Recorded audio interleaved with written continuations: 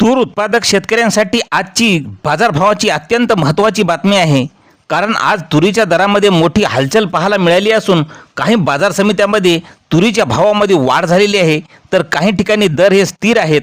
मग संपूर्ण महाराष्ट्रात तुरीला काय मिळत आहे बाजारभाव आणि तुमच्या भागात काय मिळत आहे तुरीला दर पहा शेवटपर्यंत व्हिडिओ. पण मित्रांनो, अजून चॅनलला सबस्क्राईब केलं नसतं तर सबस्क्राईब करा, कारण असे दररोजचे बाजारभावाचे व्हिडिओ पाहायला मिळतील. पहिली बाजार समिती खामगाव. लाल तुरीला आवक आली आहे 1891 क्विंटलची. कमीत कमी दर मिळाले आहे 6200 रुपये. सर्वात जास्त दर मिळाला 7905 रुपये, तर सर्वसाधारण दर मिळत आहे 7052 रुपये. यानंतरची बाजार समिती आहे मित्रांनो जळगाव जामोद. लाल तुरीला आवक आली आहे 100 क्विंटलची.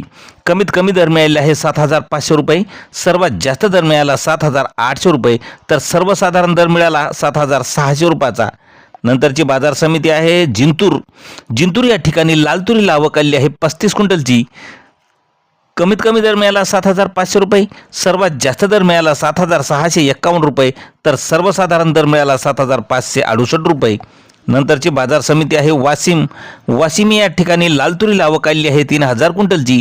कमीत कमी वाशिमला दर मिळालेला आहे 7225 रुपये. सर्वात जास्त दर मिळाला 7850 रुपये, तर सर्वसाधारण दर मिळत आहे 7450 रुपये. नंतरची बाजार समिती आहे हिंगणघाट. लाल तुरीला आवक आली आहे 2401 क्विंटलची.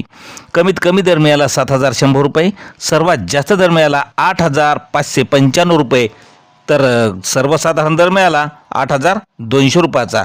नंतरची बाजार समिती आहे आर्वी या ठिकाणी लाल तुरीला आवक आली आहे 100 क्विंटलची. कमीत कमी दर मिळाला आहे 6500 रुपये. सर्वात जास्त दर मिळाला 7840 रुपये, तर सर्वसाधारण दर मिळाला 7400 रुपये.